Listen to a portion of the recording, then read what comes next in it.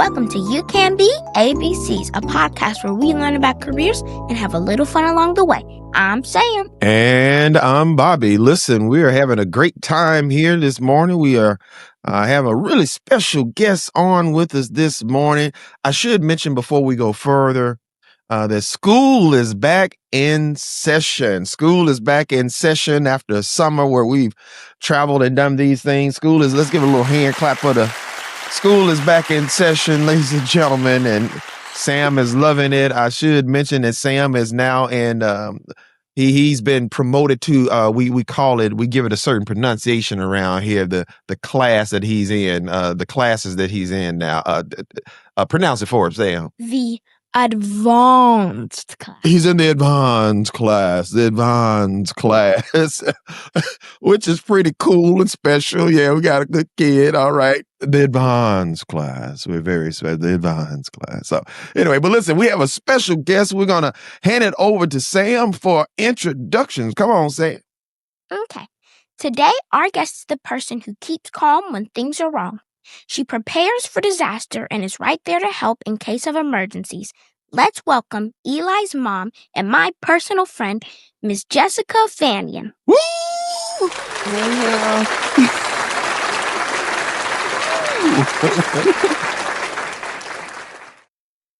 What a special introduction. Thank you. Absolutely. Good morning. Good morning. Well, let's tell you what, morning. Sam, let's hop on in so we can I did forget to do one thing, and we for those who see it on video, we forgot to do one thing. Let's do that last line one more time, Sam. Okay. Please welcome Eli's mom and my personal friend, Miss Jessica Fanion. Put on steady. Yeah, we forgot to do the confetti. Y'all are so funny. I love that. Thank you so much. Wow. So special. All right. Come on, Sam. Let's jump on into questions here. Okay. So, first, tell us what you do for a living. Well, I work for the Shelby County Health Department. I am the city's Readiness Initiative Manager. And so my program is grant funded by the CDC. We've been established since 2001 after the September 11th attacks. So in short, I help to make sure everybody can sleep at night and not have to worry about different emergencies. I deal with what we call CBRNs, chemical, biological, radiological, nuclear, and explosive emergencies, and how we are going to respond to that as a collective. So it's not just me at the health department by myself doing this job. It's all of Shelby County, including law enforcement at the local, state, and federal level, the fire departments, our EMS agencies, and hospital systems. Yeah, but before you go on, I want to know a little bit because, again, so let me say this. So COVID-19, that probably was like one of those things where you guys have been planning for something like that probably. I mean, there probably have been plans for years in something like, so when COVID-19 happens, you guys have been probably running through those plans and yeah, tell me, say more about that. Absolutely. So I can talk about it, but I can't talk about it from my job standpoint because I have a background in EMS, emergency and medical services. I've worked in EMS for 8 years now. During COVID, I actually worked in the ER, emergency department at Methodist South. And so, yes, it was, I can speak to it because I have studied it and I've gotten degrees in it and all that stuff. Yes, we were prepared, but also no, we were not prepared. Yeah. So you do all this. So we do something called the 95 and 5. I learned this in the public information class that I took with FEMA. So you do 95% planning for the 5% of action that you have, right? And so with COVID, it was like, yeah, we know how to respond to something that's a flu-like in nature. You know, we've had the flu back in the early 1900s and other epidemics that have come around. However, COVID hit us like nothing has hit us in a very long time. So all the people that were prepared back then have gone on to do other things or whatever. But the plan that we have put in place, it worked, but it took a while. But it also, you have to factor in people's responses, the public, the general public. People were working in the ERs, were working out entire lane to give out shots. People got burnt out because it lasted for so long. It wasn't just a week-long thing where you might have a weather disaster and you kind of can repair and recover pretty quickly. COVID lasted for years. We are just now getting over COVID. So, yeah. Okay, so you said that you deal with things like chemicals that make people sick, right? Right. So where exactly do things like that come from? Well, it just depends. So we live in Shelby County. We are surrounded by a lot of agricultural areas.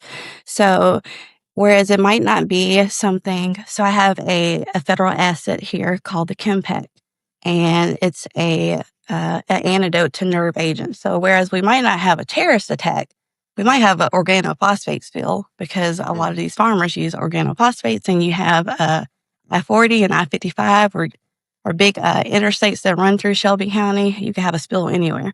And so it has the same effect as a nerve agent. And we actually exercised this full-scale exercise 2 years ago out in Millington. But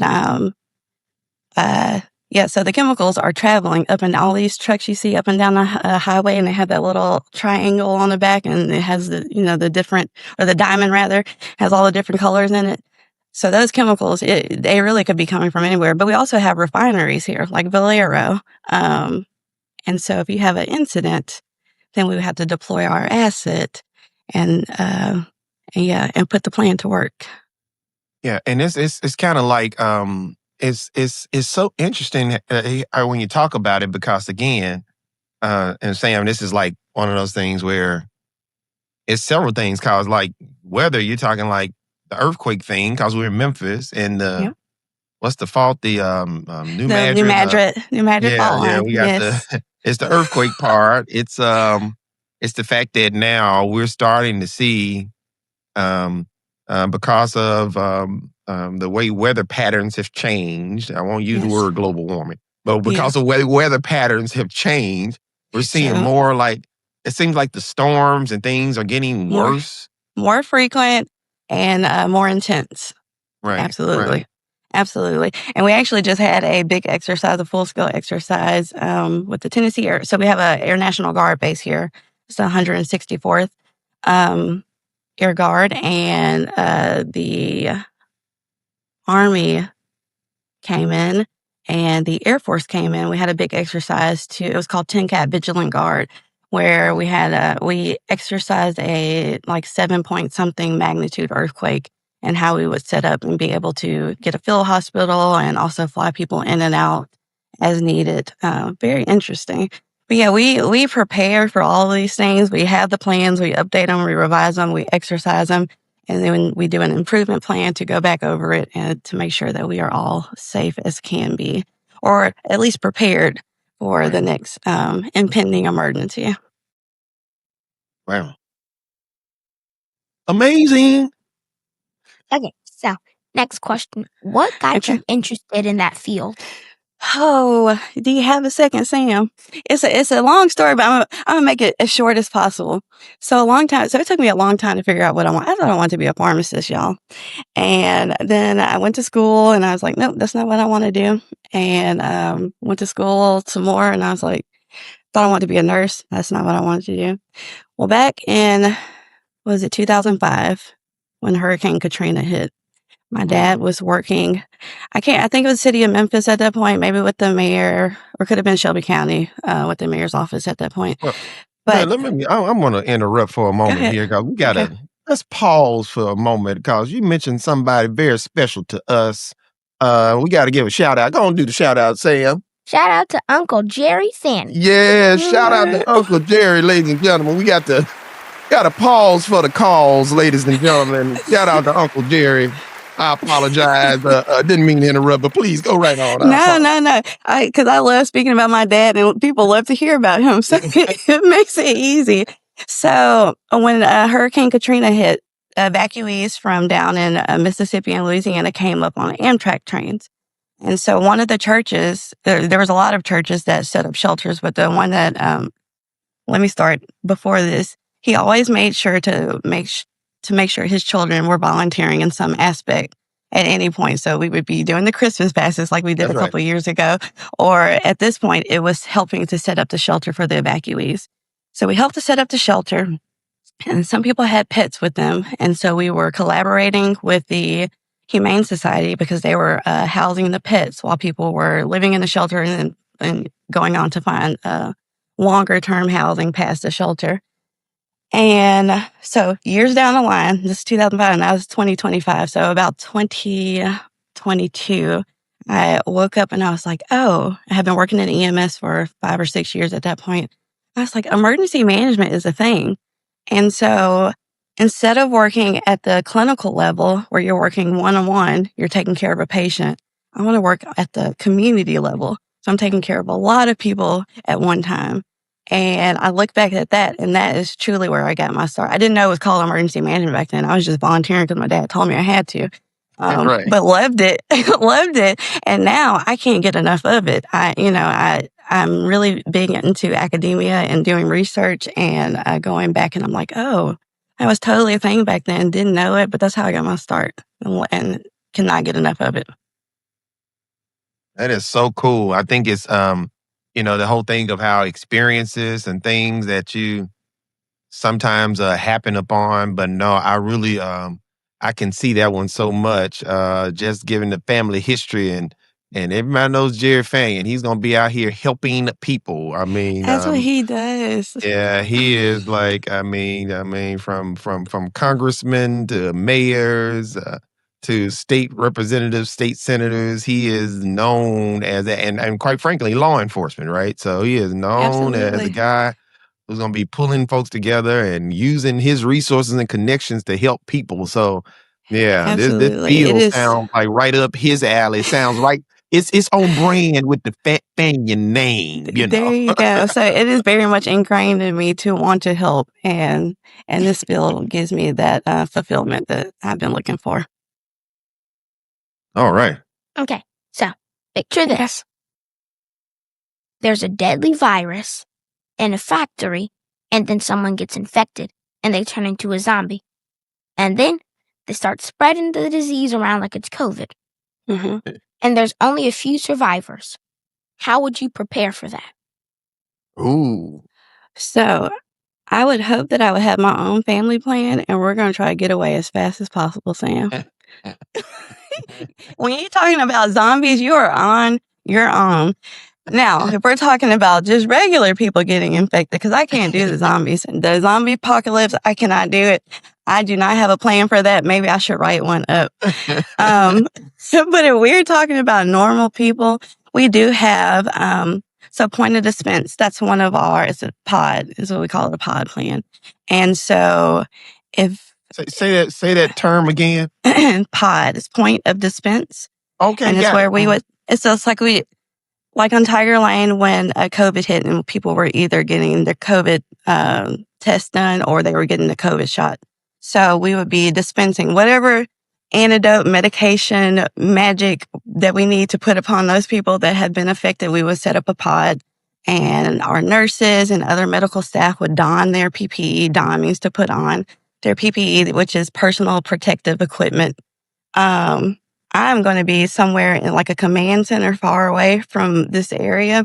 But you have to have people that are looking upon and that you call back to get resources and have like a logistics and operations staff to make sure everything runs smoothly. So in a roundabout way to answer your question, we would set up a pod, but this is where the collaboration comes into play. You have Memphis Fire. They have a sort team. They're going to, or depending on where it happens in the county, let's just say it happens in Memphis, they'll have a sort team. They do hazmat. So they'll decon these people and then send them off to a safe, secure place where they can get their appropriate medications or whatever, shots, whatever it is that they need. And also, we have epidemiologists that do screening, and contact tracing to see who you touched or who you were in contact with or who you were face to face with to see if they have been infected with this zombie disease or whatever. And then we try and just go from there. So it's a lot of planning, but sometimes there are things that you cannot plan for or how it's going to happen. And so you have a bunch of great minds that come together as a group, and then we kind of plan as we go. In a zombie apocalypse, just saying, I'd get the best people that I could find, but only like 5 of them, because the less people that you have, the less likely you are to get infected. Yeah. Less people you have to feed. Speaking of feeding, I mean, we talked about this. What's the thing about if you have to set up like a bunker or whatever? Like, what are your what's the question, Sam? Okay, so like, you're inside of your bunker and everybody's starving. What are 3 foods that you would go to a supermarket to get? Well, not like a supermarket. Well, if you had to prepare your bunker ahead of time, or like, what are the top 3 maybe? So you food want items? shelf stable food. Yeah, You're there you gonna go. want Shelf stable your food. rice. You're gonna want beans, water, or rice, potatoes, water. I guess potatoes could go bad on you. Something maybe dry potatoes. You know, the little packets you put a little hot water in. You want to make sure you have some water. You get your starch from your rice, and then you just say a little prayer from there, because that's about all. That's about all I got for you. Hey, listen, I do not want that to happen. I'm so sorry. I did my best. listen, you come to our bunker. We gonna have some pink salmon in the can with the rice, the salmon croquette. Well, I certainly want to be in y'all's bunkers. Y'all gonna be eating a little bit better than most people out here. Onions and But you know what? What is it? Costco Sam's, they sell like a bucket, and it has what the MRE is, like they eat in the army, the meals ready to eat. Yeah, you can get that and store it. You always want to make sure you have some water, though. Water is so essential, because we can all survive a couple of days without a meal, but we have to have water. It's essential for sure. Okay, so if you actually were like preparing for a zombie apocalypse, which one would you do? Would you keep it quiet to yourself, or would you warn people? No, because think about it. If you keep it quiet, your conscience would feel bad because a lot of people get infected. But if you don't keep it quiet, you would also feel bad because everybody's getting hurt, like trying to get out of town and stuff like that. And they're trying to rush, and they still end up getting infected. So which one would you do? So he basically asking, are you selfish or unselfish? I'm very much unselfish. So as an emergency manager, looking at it from this standpoint, I had to refer back to my dad. He has the saying, like, you're either a big tent person or you're a little tent person. Yeah. And so I'm a big tent person. I want all the help I can get to come under my tent. And we come together and we plan. Some people are little tent people, and they want all of this, the shine and the glory from being the one to fix everything. I don't want to be the one. I want all the help that I can get, whatever partnerships, collaborations, mutual aid that I can work with. Let's try to like tackle this thing and get it nipped in the bud, and not let it just go outrageous like it sounds like it could be. So we talked about this a little bit, and I want to ask you this, because in the field that you're in, you've mentioned a couple of other professionals like firemen and nurses and medical professionals. Like, who are some of the other kind of folks that you work with that are in like emergency preparedness? And because I do remember years ago how we would have these sessions, emergency preparedness, but I'm just wondering, number one, who are some of the other folks in that area, or what's the background of some of the other folks who are just in emergency preparedness? Because again, it's such an interesting, hearing you talk about it, it's just amazing to hear, because it's like, man, you got to have some real good strategy people in this area to be thinking about worst case scenarios and how to plan. So yeah, I'm just interested to know about. So we have a monthly meeting called UASI. So there's a bunch of acronyms in emergency management. And UASI stands for Urban Area Security Initiative. And so at this meeting, you do have a bunch of strategists. You have people from Nike and FedEx and the U.S. Postal Service. You have the U.S. Marshals, the FBI, emergency management, Homeland Security at the local level, Homeland Security at the state level, Homeland Security at the federal level, fire, police, law enforcement, medical, as far as hospitals. We have a healthcare coalition. And so, But also, you can't forget our communicators. So we have PIOs, public information officers for different agencies, the Shelby County government, or one of these private sector entities. There's so many. We have the school system involved because that's very important because they are the ones that know all of these children that are in the 7 municipalities of Shelby County. There's just a ton of people. So backgrounds could be like me, EMS, emergency medical services. It could be military. It could be law enforcement. They switched over to emergency management. Educators. It's really like a myriad of different backgrounds. But that's what makes us so strong in what we do is because people have these various backgrounds and we come together and it's like there was a show and they used to say like or something like that. But also you want different minds thinking about different things and that's how you can think of the whole picture and not just a small blip of what you usually focus on. Okay, so I do have a question. Yes. How do people like firemen and police relate to people that people that work with you when they're like preventing diseases? They don't necessarily help prevent diseases, but they might help implement the plans that we use to either prevent diseases and or combat it once it has spread, like COVID-19. So fire services, when they are donning their PPE, that's doing something to help themselves, but also help the general public. If they stay safe, then the general public also stays safe and they can continue on with their jobs. So when COVID hit, it was like everybody can't be sick. I still had to show up to the ER for each of my shifts where I stayed in the ER for a year and I was like, I gotta get on out of here. Then I went to PD flight. But doing your normal everyday job and protecting yourself as you do that job, that's also helping us to prevent further spread of a disease. Does that make sense? Yes. Yeah. You have anything else, Sam? Now, this is I love the conversations because Sam will come up with the. So listen, I love it too because you threw me for a loop with the zombie thing, but no, the zombie apocalypse. Listen, let me tell you something.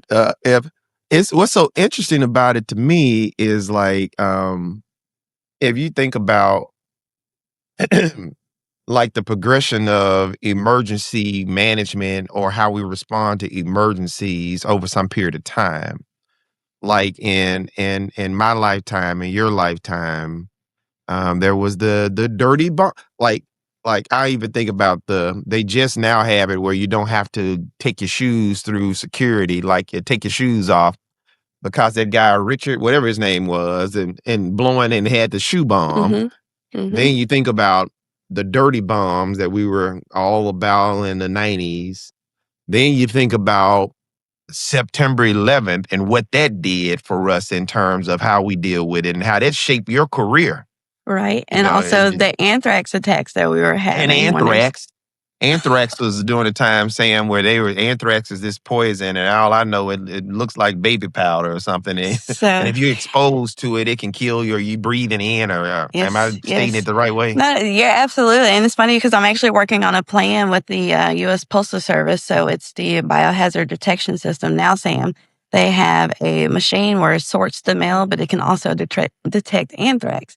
And so if that ever goes off, we have a plan in place to so anthrax is actually a biological agent. It's not a chemical. It grows naturally out in arid environments like the desert. And but anyway, some people find a way to get it, package it up, make it a powder, and ship it out and do strange things, strange, scary things. But you take antibiotics if you're ever exposed, and we would set up a pod for that.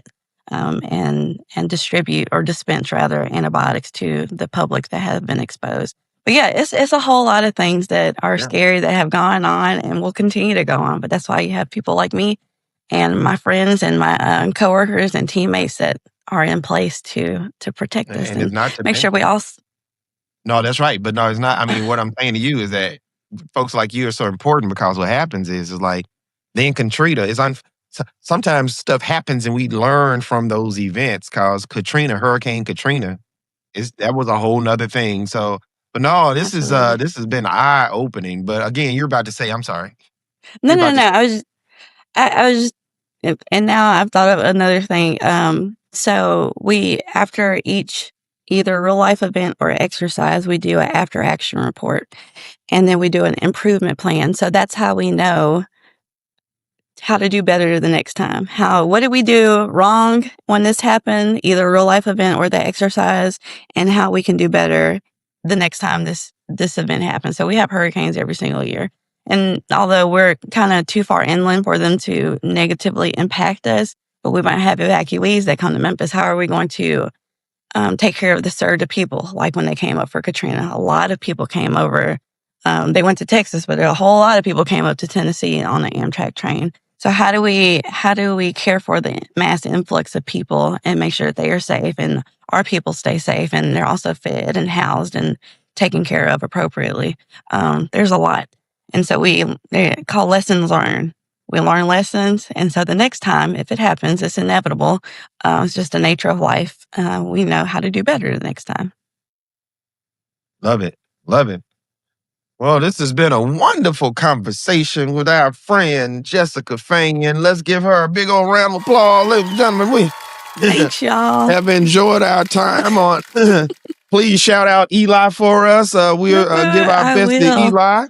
And but this has been an episode, a wonderful episode of another episode of You Can Be ABCs, a podcast where we learn about careers and have a little fun along the way. I'm Bobby. And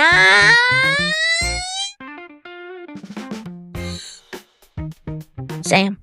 He's having a fit. We'll see you next time. Jessica, thank you so much.